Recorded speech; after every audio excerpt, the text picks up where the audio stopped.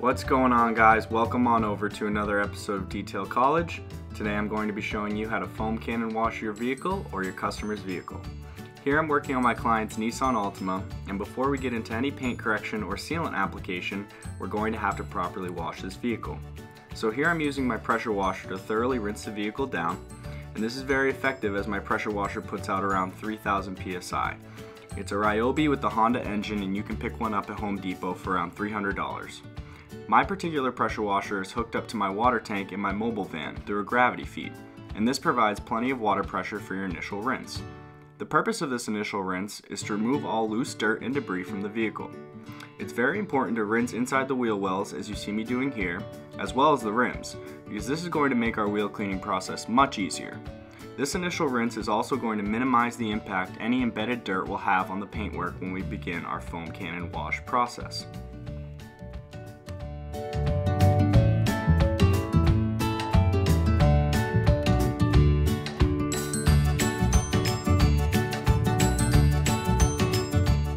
So once you finish up with your initial rinse, what we're going to do is go ahead and foam can and wash the vehicle. Here I'm using the Torq foam cannon attachment from Chemical Guys, as well as Honeydew Snow Foam. My dilution ratio in the cannon is about 3 parts soap to 1 part water, and as you can see we have a nice thick foam. The purpose of this is to really soften up the dirt and embedded contaminants on the vehicle, so that when we go to scrub the paintwork, we're at less risk of marring or scratching the paint. I typically leave the foam on for about 1 to 2 minutes to make sure all of the dirt is loosened up and soft.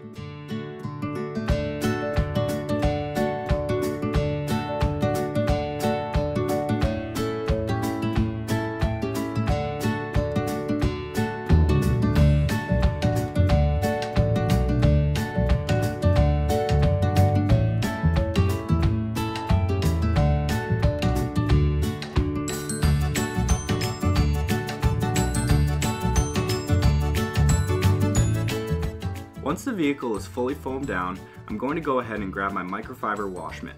This one in particular is from Chemical Guys, and I prefer to use microfiber mitts to wash the vehicle as it's soft enough that it won't harm the paintwork and it will actually pick up the dirt and grime without rubbing it back into the paint. Also off camera I have my 2 buckets, my rinse bucket with my Cyclone dirt trap for rinsing off the mitt, as well as my wash bucket for applying clean soap and water to the mitt and placing it back onto the paintwork.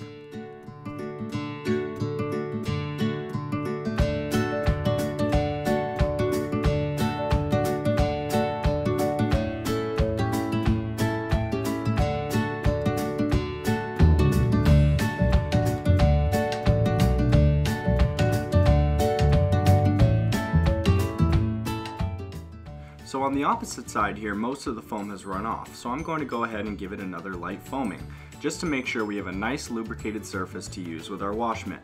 I just like to make sure all areas are covered with soap when I'm washing, because especially on a black vehicle, there's a large risk of marring the paintwork, so I like to be as safe as possible.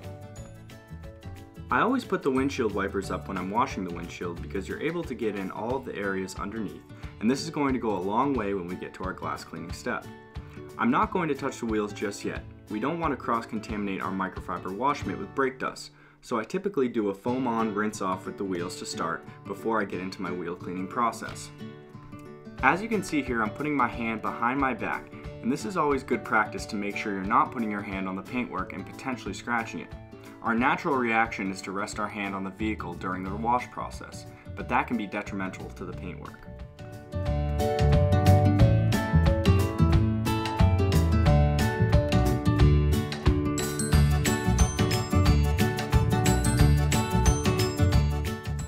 So once you finish up washing all areas of the vehicle, you're going to go ahead and put your pressure washer attachment back on your gun and begin rinsing down the vehicle. You're going to want to rinse the vehicle from top to bottom, as this will allow the runoff to make our rinse process much more efficient. We don't want to have to rinse any part of the vehicle twice. That's why I start at the roof and make my way down. You really want to make sure you get into the crevices, like in the gas cap, in the door handles, and in the mirrors, as soap will hide in there and we don't want any dried soap left on the vehicle when we go to dry it.